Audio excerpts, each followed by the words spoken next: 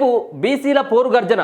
ఢిల్లీకి అఖిలపక్ష నేతలు, కాంగ్రెస్ తరపున హాజరు కానున్న మహేష్ గౌడ్, పొన్నం ప్రభాకర్, సురేఖ. ధర్నాలో పాల్గొననున్న కనిమొలి, అసద్, మధుసూదనాచారి, శ్రీనివాస్ గౌడ్, డి రాజా. ఇప్పటికే ఢిల్లీలో బీసీ సంఘాల నేతలు చర్లపల్లి నుంచి బయలుదేరిన ప్రత్యేక రైలు. స్థానిక ఎన్నికలు, విద్యా ఉద్యోగాల్లో బీసీలకు 42% రిజర్వేషన్ కల్పిస్తూ అసెంబ్లీ ఆమోదించిన 2 బిల్లులను రాజ్యాంగంలోని 9వ షెడ్యూల్లో చేర్చాలని డిమాండ్ చేస్తూ తెలంగాణ బీసీ సంఘాల ఆధ్వర్యంలో బుధవారం చేపట్టనున్న మహాధర్నాలో పాల్గొనేందుకు రాష్ట్రంలోని అఖిలపక్ష పార్టీల నేతలు ఢిల్లీ బాట పట్టారు. ఢిల్లీలోని జంతర్ మంతర్ వద్ద తలపెట్టిన మహాధర్నాకు రావాలంటూ కాంగ్రెస్, బీఆర్ఎస్, మజ్లిస్, వామపక్షాలు, టీజేఎస్తో పాటు బీజేపీ నేతలను బీసీ సంఘాల ప్రతినిధులు ఆహ్వానించారు. ఈ మేరకు ధర్నాలో పాల్గొనేందుకు అఖిలపక్ష పార్టీల నాయకులు ఢిల్లీకి వెళ్తున్నారు. అధికార కాంగ్రెస్ నుంచి టీపీసీసీ చీఫ్ మహేష్ కుమార్ గౌడ్, మంత్రులు పొన్నం ప్రభాకర్, కొండా సురేఖతో పాటు బీసీ ఎంపీలు సురేష్ షెట్కార్, అనిల్ కుమార్ యాదవ్, ఎమ్మెల్యేలు ఆది శ్రీనివాస్, బీర్ల అయ్యలయ్య, వాకిటి శ్రీహరి, మహర్ సింగ్ రాజ్ ఠాకూర్, వీర్లపల్లి శంకరయ్య, బీసీ సామాజిక వర్గాలకు చెందిన వివిధ కార్పొరేషన్ల చైర్మన్లు హాజరు కానున్నారు. వీరందరూ మంగళవారం సాయంత్రం ఢిల్లీకి బయలుదేరి వెళ్తున్నారు. ఈ బృందం బీసీ మహాధర్నాలో పాల్గొనడమే కాకుండా గురువారాల్లో కేంద్ర ప్రభుత్వ పెద్దలను, వివిధ పార్టీల నాయకులను కలిసి బీసీ బిల్లులను రాజ్యాంగంలోని 9వ షెడ్యూల్లో చేర్చే అంశంపై మద్దతు ఇవ్వాలని కోరనుంది. ఈ విషయంలో ఏఐసీసీ అగ్రనేత రాహుల్ గాంధీ సహకారాన్ని తీసుకోనుంది.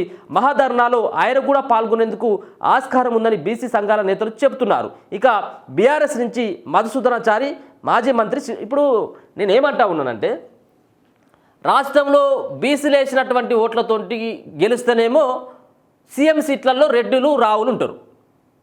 మరి బీసీలకు కావలసినటువంటి మద్దతు అడిగినప్పుడు మరి ఇప్పుడు ఇక్కడ రెడ్డి సామాజిక ఉత్తమ్ కుమార్ రెడ్డో, దుద్దిల్ల శ్రీధర్ బాబో, లేకపోయినట్టయితే ఉంటే కోమటిరెడ్డి వెంకటరెడ్డో, చివరికి ముఖ్యమంత్రి రేవంత్ రెడ్డి ఎందుకు పోవట్లేదు ఢిల్లీకి? ఇప్పుడు బీసీలది మీరే తెలుసుకోపోలని చెప్పేసి బీసీలు అయినటువంటి వీళ్ళను ఏదో ముంగడికి దోస్తూ ఉన్నారు.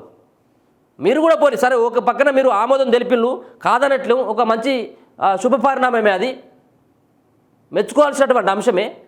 కానీ ఢిల్లీలో ధర్నా జరుగుతుంటే మరి మీరు ఎందుకు మరి 2 ఓడల మధ్యలో కాలు పెట్టి, 2 ఓడలు అటొక కాలు ఇటొక కాలు పెట్టి ప్రయాణం చేయాలనుకోవడం అది ఇబ్బంది అవుతుంది. మరి ఇక్కడ ఆమోదం తెలిపి అక్కడికి పోకుండా మరి కేంద్రం పైన ఒత్తిడి తీసుకురావాలని చెప్పేసి మీరే చెప్తారు, మరి మీరు వెళ్ళరు. సరే మీరు వెళ్ళకపోయినా కానీ మిగతా ఉన్నటువంటి మంత్రుల సంగతి ఏంది అది చెప్పరు. సరే వీళ్ళ సంగతి ఇట్లా పెడితే ఆ ఫామ్ హౌస్లో పడుకున్నటువంటి 80,000 పుస్తకాలు చదివినటువంటి అపర మేధావి ఇంకా బయటకు వెళ్తలేడు ఆయన. వీళ్ళు వేసినటువంటి బీసీలు వేసినటువంటి ఓట్లతోటి గద్దెనెక్కేదానికి అయితే మాత్రం నేను సిద్ధంగా ఉన్నానని చెప్తాడు ఆయన. మరి నువ్వెందుకు పోతలేవు? ఇప్పుడు మీ కూతురు కూడా కల్వకుంట్ల కవిత, ఆమె కూడా నేను బీసీలకు మద్దతు పలుకుతున్నాను, బీసీల కోసం మా పార్టీ ఉన్నదని చెప్పేసి ఆమె అంటుంది. మరి ఆమె కూడా ఇప్పటివరకు పోవట్లేదు. ఆమె పోదట. వాళ్ళ బావ అయినటువంటి హరీష్ రావు బోడు, అన్న అయినటువంటి కేటీఆర్ బోడు, అయ్య అయినటువంటి కేసీఆర్ బోడు. ఎవరు పోతారా అంటే ఇక్కడ శ్రీనివాస్ గౌడ్ను మధుసూదనాచారి వీళ్ళిద్దరిని పంపుతారట ఆయన. ఇదేం డ్రామాలు మరి ఇవి? మరి ఇట్లా ఒకవేళ కనుక రాష్ట్రంలో మళ్ళీ అధికారంలోకి వస్తే వీళ్ళే ముఖ్యమంత్రులు అని చెప్పేసి అట్లన్నా ప్రకటించుర్రి. ఈ బీసీలే ఇప్పుడు మీరు అన్నారు కదా, ఇప్పుడు పొన్నం ప్రభాకర్ని, అలాగే కొండా సురేఖని, మహేష్ కుమార్ గౌడ్ని ఇప్పుడు కాంగ్రెస్ పార్టీ తోలుతా ఉంది కదా. రాష్ట్రంలో అధికారంకి వస్తే వీళ్ళే ముఖ్యమంత్రి అనేది ఇప్పుడు ఉన్నటువంటి కాంగ్రెస్ పార్టీ ప్రకటించాలి. బీఆర్ఎస్ పార్టీ కూడా అదే ప్రకటించాలి. బీసీని ముఖ్యమంత్రి చేస్తాం, వీళ్ళే పోయినటువంటి బీసీల కోసం, రిజర్వేషన్ల కోసం ఢిల్లీలో కొట్లాడిన వీళ్ళు, కాబట్టి వీళ్ళే ముఖ్యమంత్రి అని చెప్పేసి అట్లన్నా ప్రకటించుర్రి. ఇవన్నీ డ్రామాలు ఆడుకుంటా ఎవరికి ఇష్టం లేదబ్బా ఇది. ఎవరికి ఏదో నామమాత్రంగా తూతూ మంత్రంగా చేసినావా లేదనేది అంతే. వీళ్ళు చేతులు దులుపుకున్నావా లేదా, బట్ట కాల్చి వేరే రోజుల మీద వేయాలి, కథ అయిపోతుంది. న్యాయపరమైనటువంటి డిమాండ్, కేంద్రం మీద ఒత్తిడి తీసుకురావాల్సినటువంటి బాధ్యత రాష్ట్ర ప్రభుత్వం ఉంటుంది. రాష్ట్ర ప్రభుత్వం అనుకూలంగా ఉన్నామని చెప్పేసి అసెంబ్లీలో ప్రకటిస్తే సరిపోతుందా?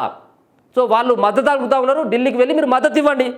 ఆ మద్దతు ఇవ్వకుండా మీరు ఇక్కడనే ఉండి అన్ని తమాషాలు చేసుకుంటా, మరో పక్కన ఏదో జనాలను పిచ్చోళ్ళని చేసుకుంటా, బీసీలు ఇంకా మేల్కోలేదని చెప్పేసి అనుకోవడం చాలా పొరపాటు.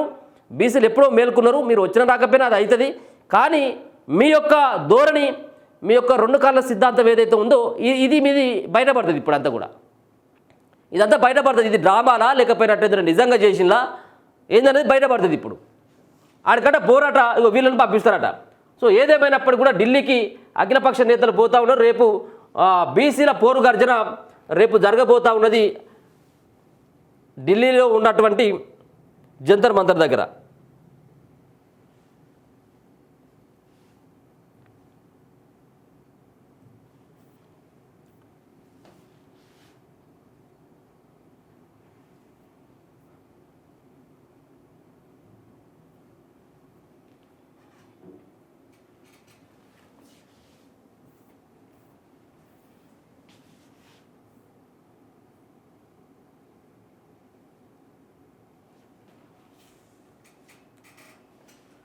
ఇక ఎంఐఎం అధినేత అసదుద్దీన్ ఓవైసీ కూడా పాల్గొంటున్నారట. సిపిఐ నుంచి ఆ పార్టీ ప్రధాన కార్యదర్శి డి రాజా, టీజేఎస్ అధినేత కోదండరాం ధర్నాకు హాజరు కానున్నారు. కాగా రాజ్యాంగ సవరణ ద్వారా 50% మించి రిజర్వేషన్లు ఇస్తున్న ఏకైక రాష్ట్రం తమిళనాడు అన్న సంగతి తెలిసిందే. ఆ రాష్ట్రంలో అధికార పార్టీగా ఉన్న డిఎంకే తరఫున కనిమొలి మహాధర్నాలో పాల్గొననున్నారు. మరోవైపు అసెంబ్లీలో బీసీ బిల్లుకు తెలంగాణ బీజేపీ మద్దతు ఇచ్చిన మహాధర్నాలో ఆ పార్టీ ప్రతినిధులు పాల్గొంటారా లేదా అనే దానిపై ఇంకా స్పష్టత లేదు.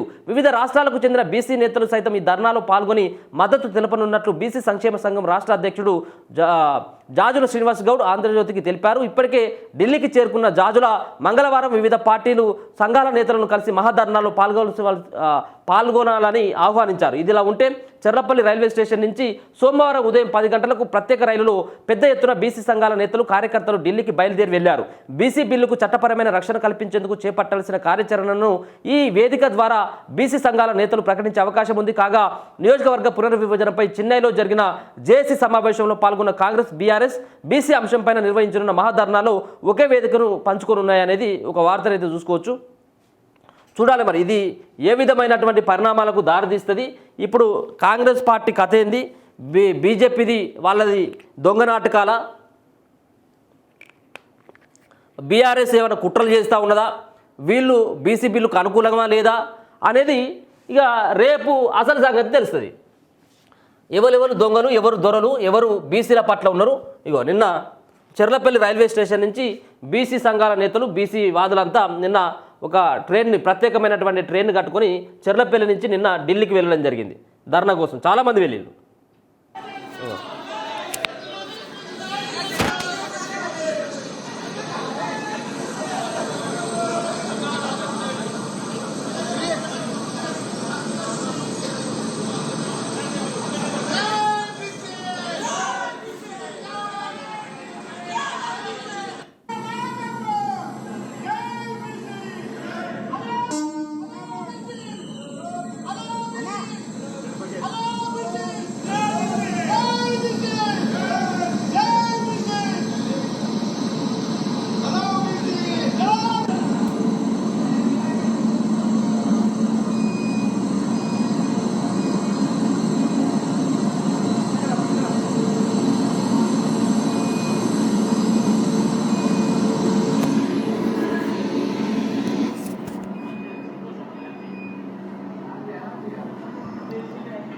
సో ఇది మొత్తానికైతే ఢిల్లీకి చేరింది పంచాయతీ అంతా, బీసీల పంచాయతీ. ఇప్పుడు ఢిల్లీలో తాడో పేడో తేల్చుకునేందుకు బీసీ సంఘాల నేతలతో పాటు వివిధ పార్టీలకు సంబంధించినటువంటి నేతలంతా నిన్న వెళ్ళడం జరిగింది.